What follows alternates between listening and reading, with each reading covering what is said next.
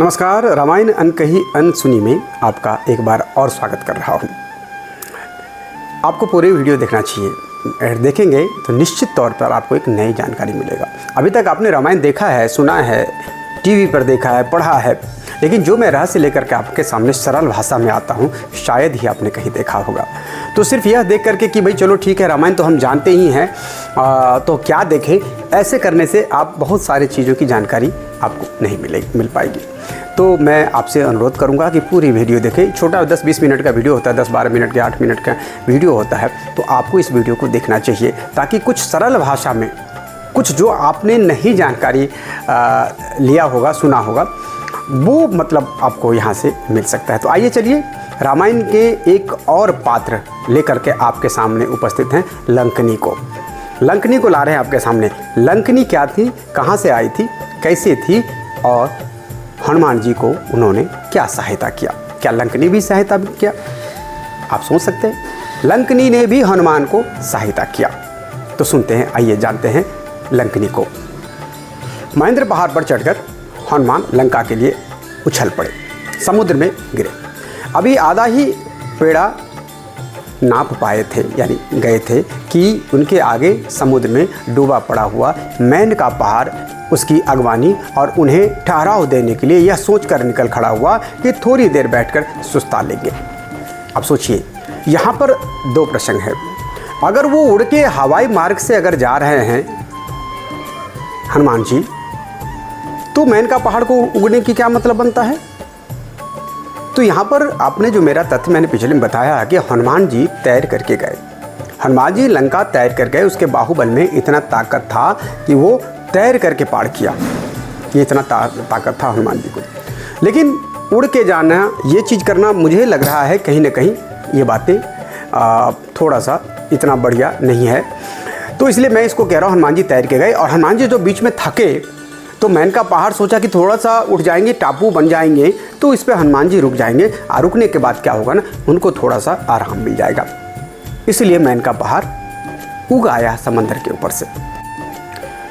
Man का सोचे कि उग जाएंगे, थोड़े से हनुमान जाएंगे, थोड़ी देर बैठ करके सुस्ता लेंगे, अभी तो लंबा उसको जाना है। पर हनुमान उससे तभी कह दिया, देखो भाई, मैं बड़ी हड़बड़ी में हूँ, मैं बहुत जल्दी में हूँ और अपने साथी बानर लोगों से कह के आया हूँ कि बीच में न कहीं रुकूंगा और न सुस्ताऊंगा, बस गया और राम जी के काम करके बस वापस आया।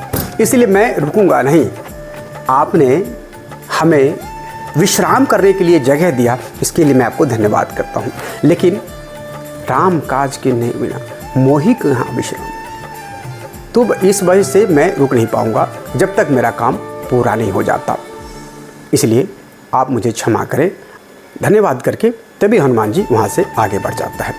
तभी देवताओं के मन में बड़ी खींचातानी होने लगी, शंका होने लगा कि भाई हनुमान जाने को तो जा रहे हैं, पर सीता को खोज पा सकेंगे और खोज पा सकेंगे भी या नहीं। एक संशय हो गया, आपस में बातचीत चलने लगा, ये कैसे हो रहा है, कैसे हो पाएगा। इसकी परख के लिए उन्होंने नाग की माँ सुरसा को जगाया और उसको भेजने का निश्चय लिया सभी देवता ने कि कम से कम देखते हैं कि क्या होता है। परीक्षा तो लेना पड़ेगा ना, एक बहुत बड़े काम के लिए हनुमान जा रहे हैं, उसका परीक्षा होना चाहिए कि बाकी में वहाँ पर जाके काम कर सकता है या वहाँ मारा तो नहीं जाएगा। और सुरसा को उभार करके बोल रहे सभी देवता, देखो तुम बड़ा डरावना भेष बनाकर हनुमान के आगे जा डटो और ठीक जांच परख कर, ठोक बजाकर, समझ बूझकर यह समझ लेना कि वो सीता की खोज कर भी पाएंगे या नहीं। यह चीज़ तुम्हारे ऊपर छोड़ दिया है और जब तुम मुझे आकर के रिपोर्ट दोगे, यानी कि आकर के मुझे बताओगे, तभी हम लोगों को संतुष्टि मिलेगी। अब यहाँ पर ये भी प्रसंग आ जा रहा है कि देखिए, अगर हवाई मार्ग से जा रहा होगा हनुमान, तो वहाँ पर सुरसा क्या करेगी? सुरसा कैसे हवाई मार्ग में जाके इसको रोकेगी? इसलिए सुरसा पानी में ही, समुद्र के तलहटी पर ही जाकर के इनको रोका है और वहीं से, तो इसका मतलब ये हनुमान अपने बाहुबल के कारण ही लंका पार कर रहे थे। देवताओं ने सुरसा को जिम्मेदारी देते हुए कहा कि जाके देखो, इसका जांच को परीक्षा करो कि सीता का पता लगा भी पाएगा या नहीं, या ऐसे ही मस्ती में तैरते उड़ते चले जा रहे हैं।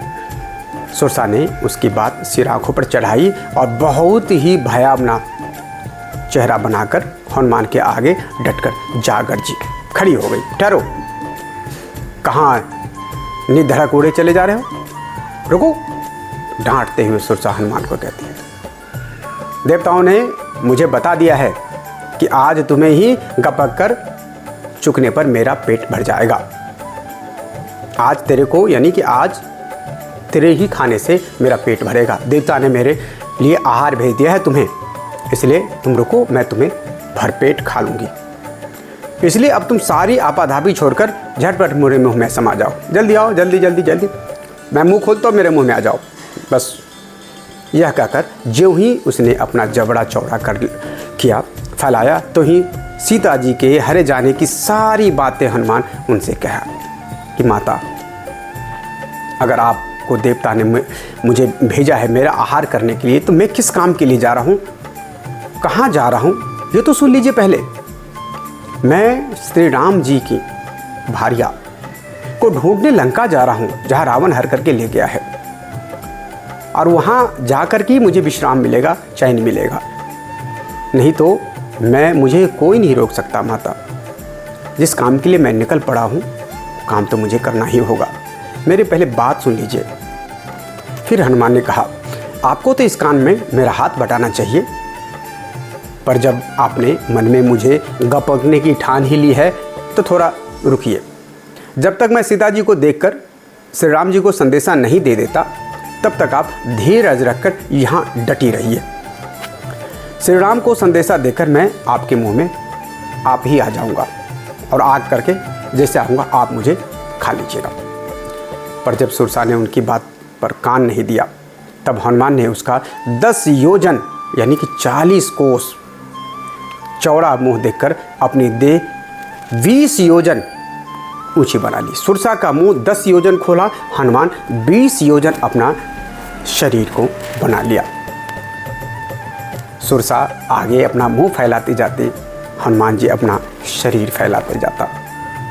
देवता ऊपर से इस कंपटीशन को, इस प्रतियोगिता को देख रहे हैं, विस्मय में है कि अब हो क्या रहा है, अब होगा क्या। अब तो जैसे जैसे सुरसा अपना मुंह चौड़ा करती गई, वैसे वैसे हनुमान भी बढ़ते फैलते ऊंचे होते चले गए।